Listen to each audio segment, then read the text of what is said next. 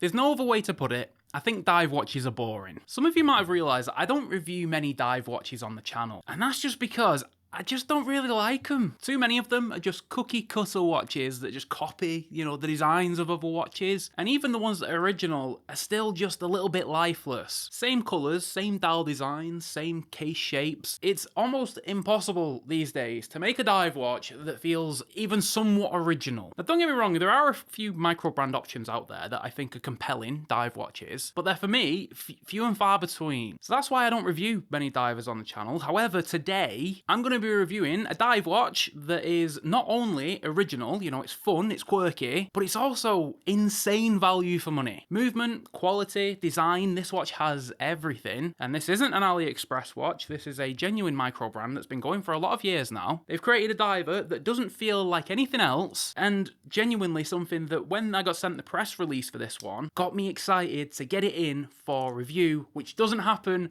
very often with divers. Now we have checked out this brand on the channel before. I actually checked it out almost 3 years ago now, and I was very impressed with that original watch that we checked out, but because this brand mostly makes dive watches, I just haven't reviewed them since. But as soon as I saw this one, I was like, yes, send it over. I need to check it out. I need to show you guys. This watch is a keeper. I do get to keep it after the video. However, of course, there'll be a dedicated floor section towards the end. So this is Portuguese micro brand Borealis. This particular model is the new Porto Covo. This watch features a very interesting and quite unique case for a diver. It features a very good movement inside of here for the money. Also, it features a very, very interesting dial, of which I have never reviewed a watch with a dial like this on the channel before. It's not very often you can say that. We're on the road to 100,000 subscribers. Listen, I'd love to have you click the button, join our little community. If you've not yet done it, you might as well. It's free to do, and it'll make my day, so hit subscribe. So this is for sure a 70s inspired case. It's sort of got that sports watch look to it, the bracelet looks to be integrated. However, it's not. It's got a regular 20mm lug width, so you can wear this on any strap you like, but you do get that integrated sort of sporty aesthetic with this watch. The case on this one is interesting, it's different, and something I've not seen on a diver before. The lugs on this one are hidden under the case, and the case construction is completely flat, reminiscent of the likes of the PRX, Royal Oak, that sort of thing. And one weird thing, I get serious Porsche design vibes from this diver. I actually own a Porsche design chronograph, and next to each other, the case, the bracelet, looks quite similar. That is a style often associated with chronographs, but never divers. This is a fully capable diver, 300 meters, screw down crown and a screw down case back, so you know that's a legit rating. Although, to be honest, the case back design on this one isn't my favourite. It's been laser etched, it looks like it's got a mermaid on the back, which is, a little bit weird, but we'll take 300 meters every day of the week. Now, interestingly, case finishing on this watch is completely sandblasted. Very rarely do you see a diver that features a completely matte finish. A lot of them typically feature brushing and polishing. This one though, completely sandblasted, which is a very unusual look. But I've got to say, the case finishing really works on this watch because of the dial design. You see, because the case almost has a frosted finish, when combined with an icy dial, it works incredibly well. So this dial features a metallic silver finish. It does have a very subtle 3D effect to it. It's almost like freshly fallen snow, or like an icy lake almost. It glistens in the light and it's quite dynamic, and I always love the combination of silver and blue on a dial. I think it always looks incredible. Blue handset here, blue indexes, blue bezel markings, but then everything else is either done in white or silver. But the unique part of this watch that I was talking about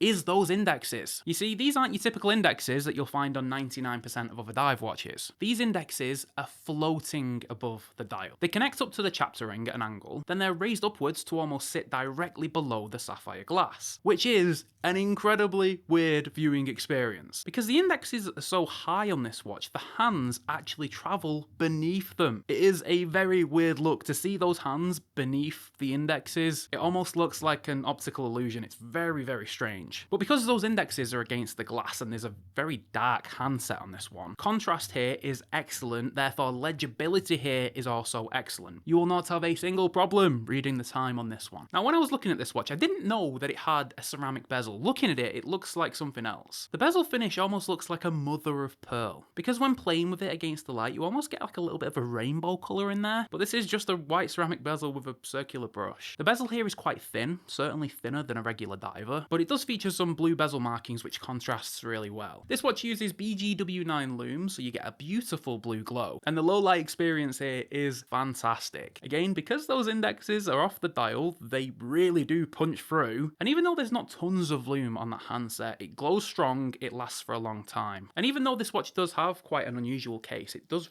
wear really well. Case diameter comes in at 40mm, lug to lug comes in at 42.5mm, and case thickness is 12mm. Nice compact lug to lug, relatively slim for a 300m diver, remember, and because there is a heavy taper to this bracelet, it's 24 down to 18, the transition from case to clasp is seamless. This watch does feature an on-the-fly clasp too, so you're never really going to have an issue finding the perfect fit. Also, screwed links for this price, always nice to see. Now, part of that case thickness can definitely be put down to the movement used here. Borealis opted for the Miyota 9015 inside of this one. They have moved the date down to the 6 o'clock. High beat rate, so nice smooth sweep, 8 ticks per second. I adore the Miyota 9000 series. It's genuinely a pleasure every single time I get one inside of a watch. However, Borealis actually makes a true no-date version of this watch too. There's 4 dial options available with the Porto Covo, all of which are also available as a no-date version. For the no-date version, Borealis uses the Miyota 9039, so there's no ghost date position if you decide to go for the no-date dial. But I think what sweetens this whole package, because it is a good-looking watch and it's, you know, top spec, £309 for this watch, for this movement specifically, it's a really, really compelling deal. Good-looking dial, unique with those floating indexes, completely stainless steel, screwed links, on-the-fly clasp, 300 meters, sapphire crystal, great loom, Miyota 9000 series. I mean, you know, it's not missing a single beat here. I think even at like £400-500, these would be pretty compelling. But for 300, I mean, that is a bit of a bargain. Of course, there's a couple of flaws, you know, it's an affordable piece. I found the bezel to be a little bit hard to grip. It doesn't have like a chunky coin edge construction, especially when you're operating the bezel from top to bottom. You can't really get a good, you know, really solid grip on it. I have noticed that the finishing to this watch scratches a little bit easier than most. Obviously, it's sandblasted, so that's typically the case anyway. But even in just a couple of days that I've been wearing this one, it's already accumulated a couple of scratches. So if you are going to wear this watch often, bear in mind it might scratch easier than your other divers. And listen, I do think those indexes, you know, I won't say it's a flaw, it's a weird look. Seeing those hands move under the indexes is just strange. It's almost like you've got to take a second to understand exactly what's going on. It's just a weird experience when you see it for the first time, and even after a couple of days I've still not gotten used to it. But I think the good vastly outweighs the bad with this one. Design, I think, is there. I obviously love the shape of this case because I own the Porsche design, which is very similar, and I love the blue and white colour combination on this one. If I had to pick my second favourite, it would be the black dial with the gilt indexes. I also think that one is sexy as hell. The other two colours, not too fussed on those. As I said, I don't review a lot of divers on the channel because I think a lot of them are boring. I don't think you can say the same about this one. It's definitely not boring. £308 for this.